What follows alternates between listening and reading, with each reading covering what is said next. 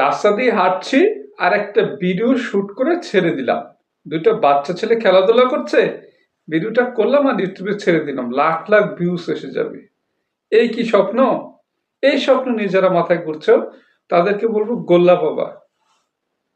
তো বন্ধুরা, টেক বাংলা চ্যানেলে আমি আছি আলামিন তোমাদের সাথে। আজকে কথা বলবো নতুন অবস্থায় ভিডিও শুট করার সময় আমরা যে কমন মিস্টেকস গুলো করে থাকি সেগুলো নিয়ে একটু আলোচনা করব। তো চলে যাই মূল টিউটোরিয়ালস।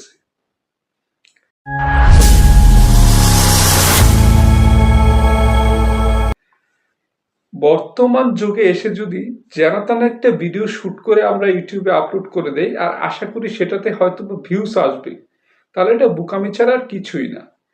এখন ভিডিও শুট করতে হবে প্রফেশনাল ভাবে এবং তাহলেই কেবলমাত্র ভিউস আসবে। তো নতুন অবস্থায় তো আমরা জানি না যে ভিডিওতে আমরা কি কি ভুল করছি, সেগুলো নিয়ে একটু আলোচনা করি তাহলে। নতুন অবস্থার সর্বপ্রথম ভুল হচ্ছে কোনো প্রকার আইডিয়া ছাড়া হুটহাট ভিডিও শুট করা। একটা ভিডিও শুট করার আগে অবশ্যই কন্টেন্টের আইডিয়া নিতে হবে, মাথায় ঢুকাতে হবে যে আমি এই কন্টেন্টটা নিয়ে আইডিয়া নিয়ে তারপর কাজ করব। এই কন্টেন্টটা মাথায় আসলেই শুধু হবে না, সেটা নিয়ে একটা স্ক্রিপ্ট রাইট করতে হবে। অর্থাৎ ভিডিওতে আমি কি বলবো, কিভাবে বলবো, কতটুকু বলবো, সেটা একটা স্ক্রিপ্ট আকারে লিখে তারপরে পারফেক্ট একটা সময় নির্ধারণ করতে হবে যে এখন আমি ভিডিওটা শুট করব। গেল প্রথম মিস্টেক্সের সমাধান। দ্বিতীয় যে মিস্টেক্সটা আমরা করি যে ভিডিও করার সরঞ্জামাদির সঠিক ব্যবহার করি না। তো ভিডিও করার জন্য নতুন অবস্থায় আমাদের যে জিনিসগুলো লাগবে, লাইটিং, মাইক্রোফোন, ক্যামেরা এবং একটা হচ্ছে ভিডিও স্ট্যান্ড। তাহলে এগুলো সঠিক ব্যবহার করতে হবে।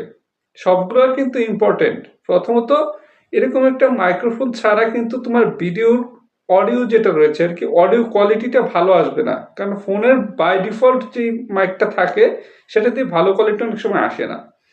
দ্বিতীয় যেটা করতে হবে, একটা ভালো স্মার্টফোন বা ভালো ডিএসএলআর ক্যামেরা যেটা যার যা আছে আর কি, ওটা একটা ভালো স্ট্যান্ডে যাতে ভিডিওটা স্থির থাকে ভিডিও করার সময় আর কি, অর্থাৎ দৃষ্টি নড়াচড়া না করে। এই হচ্ছে আমাদের দুইটা গেল। 3 নম্বর যেটা আমাদের হচ্ছে গিয়ে ভিডিও করার সময় অবশ্যই ক্যামেরার লেন্স যেটা রয়েছে সেদিকে তাকিয়ে কথা বলতে হবে, অন্যথায় অডিয়েন্স কিন্তু মনে করবে আমরা তাকে গুরুত্ব দিচ্ছি না। আর ভিডিও স্ট্যান্ডটা ইউজ করতে হবে কেন? যাতে ভিডিও করার সময় আমাদের ক্যামেরাটা কাঁপাকাঁপি না করে। অর্থাৎ তুমি একটা ভিডিও দেখছো আর সেটা বারবার এদিক সেদিক কাঁপাকাঁপি করছে, তাহলে কিন্তু সেই ভিডিওটা তুমি নিজেই দেখবে না, তাহলে তোমার ভিডিও মানুষ কেন দেখবে? তাহলে দুইটা কমন মিস্টেক্স কিন্তু গেল। 3 নম্বরে আমরা যে মিস্টেক্সটা করে থাকি, নতুন অবস্থায় আমাদের মনে একটা ধারণা হয়ে যায় যেহেতু ফেসবুকে 4000 ঘন্টা ওয়াচ টাইম লাগে, তাহলে আমি ভিডিওটা যত লং করব তত আমার জন্য ভালো হবে। তার জন্য আমরা কি করছি, একটা 6 মিনিটের ভিডিওকে টেনে 8 মিনিট 9 মিনিটে নিয়ে যাচ্ছি। টোটালি রং, একদমই রং। এখন ইউটিউবে টু দা পয়েন্টে কথা বলতে হবে, যতটুকু বলা দরকার ততটুকুই বলতে হবে, এর বেশি এক চুলো না, কম এক চুলো না। অর্থাৎ পারফেক্ট একটা স্ক্রিপ্ট রাইট করে সেটা তোমার এখানে ডেলিভার করতে হবে। এখানে অপ্রাসঙ্গিক গুলো এড়িয়ে চলতে হবে আর প্রাসঙ্গিক গুলো দ্রুত সময়ে বলে শেষ করতে হবে। যেমন আমি এতদিন যাবত ভিডিও শুট করছি, তারপরেও এই যে দেখো, আমি একটু দেখিয়ে দিই। এই যে দেখো, আমি লিখে লিখে কিন্তু সব মুখস্থ করি। অনেকে লিখে না, নোটপ্যাডে করে। এই যে আমার এখানে কিন্তু সবগুলো লেখা আছে, যে এই যে সঠিক পরিকল্পনা, তারপর সঠিক জিনিসপত্রের ব্যবহার, তারপর লেন্সের দিকে তাকিয়ে কথা বলা, তারপর অযথা ভিডিওটাকে বর্ণনা করা, সব কিন্তু আমি স্ক্রিপ্ট আকারে লিখে নিয়েছি। তারপরে ভিডিও শুটের সময় আমরা আরেকটা যে জিনিসটা করি, অর্থাৎ আমাদের জড়তা কাজ করে বা অনেকে লজ্জা পায়, এই জন্য ফেস মাস্ক, বা অনেকে হচ্ছে গিয়ে আমরা ফ্রেমের বাইরে থাকি বা ফ্রেমিংটা ঠিক মতো করি না, মানে আমি মিডলে থাকি না, ক্যামেরা এদিক সেদিক। এইভাবে করা যাবে না।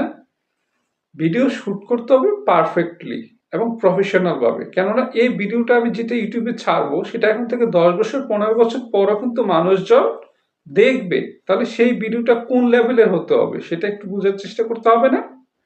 আচ্ছা, এখন ভিডিও করার সময় আমাদের আরেকটা কমন মিস্টেক্স রয়েছে, যে মিস্টেক্সটা আমরা অনেক বড় বড় ক্রিয়েটররাও করে থাকি। তাহলে সেই মিস্টেকটা আসলে কি? ভিডিও যখন আমরা শুট করি তখন আমরা কিন্তু পারিপার্শ্বিক অবস্থার দিকে খেয়াল দেই না।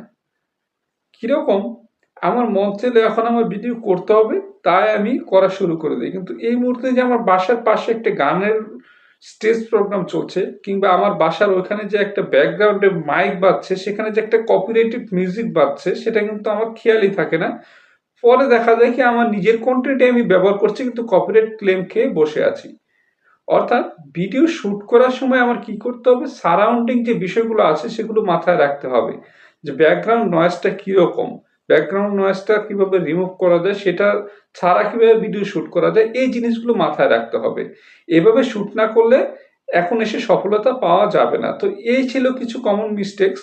কোনো কিছু বাদ পড়েছে কিনা সেটা কিন্তু কমেন্ট করে জানাতে পারো, অথবা ভিডিওটা কেমন লাগলো, উপকৃত হয়েছে কিনা সেটাও কিন্তু কমেন্ট করে জানাতে পারো। কেননা তোমাদের লাইক কমেন্টই কিন্তু আমাকে পরবর্তীতে নতুন একটা ভিডিও তৈরি করতে উৎসাহ প্রদান করে। তো সেই পর্যন্ত সকলে ভালো থাকুন, সুস্থ থাকুন।